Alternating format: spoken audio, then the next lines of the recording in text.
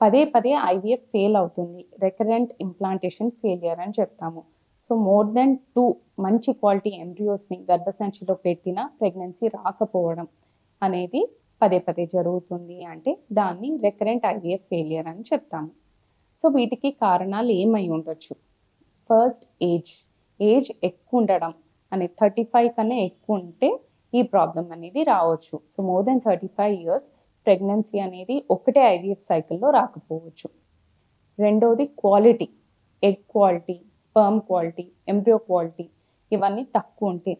So egg quality అనేది AMH తక్కువ ఉన్నా, నీటి బుడగలు ఉన్నా, వేరేమైనా ప్రాబ్లమ్స్ ఉన్నా ఎగ్ క్వాలిటీ అనేది తక్కువ అని మనకు అనిపించవచ్చు. అలాగే స్పర్మ్ క్వాలిటీ, స్పర్మ్లో కూడా యాంటీ ఆక్సిడెంట్ డ్యామేజ్ ఎక్కువ ఉన్నా, డిఎన్ఏ డ్యామేజ్ ఉన్నా ఇట్లాంటి కారణాల వల్ల స్పర్మ్ క్వాలిటీ ఎఫెక్ట్ అవుతుంది. సో ఎగ్ క్వాలిటీ కానీ స్పర్మ్ క్వాలిటీ కానీ మంచి లేకపోతే ఎంబ్రియో క్వాలిటీ ఎఫెక్ట్ అవ్వడం వల్ల ప్రెగ్నెన్సీ అనేది రాకపోవచ్చు. Embryo quality in the sense genetics. So genetic testing, ఇప్పుడు మనం పెట్టే ఎంబ్రియో జెనెటికలీ కరెక్ట్ అనేది మనకు తెలియదు. చూడ్డానికి ఎంబ్రియో చక్కగా ఉండొచ్చు, కానీ లోపల క్రోమోసోమ్స్ దాన్ని కరెక్ట్ ఉందా లేదా అనేది మనకు తెలియదు. దీన్ని రెక్టిఫై చేయడానికి పీజీటీఏ టెస్ట్ అనేది, పీజీటీఏ టెస్టెడ్ ఎంబ్రియోస్ అనుకోండి, అది పెడితే సక్సెస్ రేట్ అనేది కొంచెం ఎక్కువ ఉంటుంది. సో పీజీటీఏ టెస్టెడ్ కానీ ఎంబ్రియోస్ పెట్టినప్పుడు ఫెయిలియర్ అనేది ఎక్కువ ఉండొచ్చు. అది కాకుండా ఒకవేళ గర్భసంచికి రిలేటెడ్ ప్రాబ్లమ్స్, సో గర్భసంచిలో షేప్ కరెక్ట్ ఉండకపోవడము, అడ్డు ఏమైనా రావడము, సెప్టమ్ ఏమైనా పెరగడము, లేదా గర్భసంచిలో ఫైబ్రాయిడ్స్ ఉండడము, పాలిప్ ఏమైనా చిన్న పుల్పిరి ఏమైనా మిస్ అవ్వడం, సో పుల్పిరి పెరగడం వల్ల, ఇన్ఫ్లమేషన్ ఉండడం వల్ల, వీటి వల్ల రికరెంట్ ఇంప్లాంటేషన్ ఫెయిలియర్ అంటే ప్రెగ్నెన్సీ అతుక్కోకపోవడం అనేది జరుగుతుంది. అది కాకుండా ఎండోమెట్రియం, సో ప్రెగ్నెన్సీ అతికేది పొరలో ప్రాబ్లం ఉంది. సో పొరలో బేబీని పెట్టినా పొరలో కూర్చోకపోవడం, పొర దాన్ని కరెక్ట్గా రిసీవ్ చేయకపోవడం, సో ఎండోమెట్రియల్ రిసెప్టివిటీ ప్రాబ్లం ఉన్న ప్రెగ్నెన్సీ అనేది రాకపోవచ్చు. సో ఐవీఎఫ్ సైకిల్లో బేబీని అక్కడ పెట్టినా బేబీ అతుక్కోకపోవడం అనేది జరుగుతుంది. ఇవి కాకుండా డైట్, లైఫ్ స్టైల్, ఎక్సర్సైజ్ ఇవన్నీ కరెక్ట్గా ఫాలో అవుతూ ఉండాలి. సో ఇఫ్ ప్రాపర్ వాటర్ తీసుకోవట్లేదు, along with IVF there are some changes even person wise చేసుకోవాలి.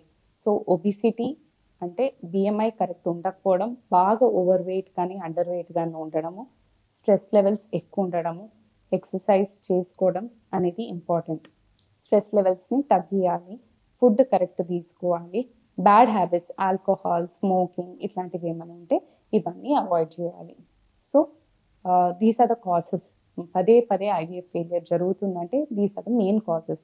ఇంకొకటి ఏంటిదంటే ఇమ్యూనాలజీ. సో మన మీ ఎంబ్రియోని గర్భసంచిలో పెట్టేటప్పుడు గర్భసంచి దాన్ని ఫారెన్ బాడీలా భావించి ఎంబ్రియోని బ్లడ్లోని పదార్థాలే వచ్చి నాశనం చేస్తుంది. దీన్ని ఇమ్యూనాలజికల్ ప్రాబ్లం అని చెప్తాము. సో వీటన్నిటి వల్ల కొన్నిసార్లు రికరెంట్గా ఫెయిలియర్ అవ్వచ్చు.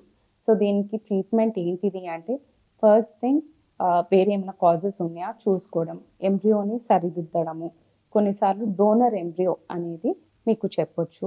అలాగే హిస్టోస్కోపీ చేసి గర్భసంచిలో ప్రాబ్లమ్స్ ఏమైనా ఉన్నాయా లేదా చూసి అది కరెక్షన్ చేసుకోవచ్చు. లైఫ్ స్టైల్ ఫ్యాక్టర్స్ అవన్నీ మీరు మోడిఫై చేసుకునేటట్టు చూసుకోవాలి. ఇవన్నీ కరెక్ట్గా చేస్తూ ఉంటే ఇమ్యునాలజికల్ డ్రగ్స్ ఉంటుంది. అలాగే in case everything doesn't work అప్పుడు జెనెటిక్ మెటీరియల్ మార్చడము, సో డోనర్కి వెళ్ళడము ఇట్లాంటివి చెప్తూ ఉంటాము. ఇవన్నీ కరెక్ట్ చేస్తూ ఉంటే పదే పదే ఐవీఎఫ్ ఫెయిలియర్ ఉన్న నెక్స్ట్ టైంకి అది పాజిటివ్ వచ్చే అవకాశాలు ఉంటుంది. Thank you.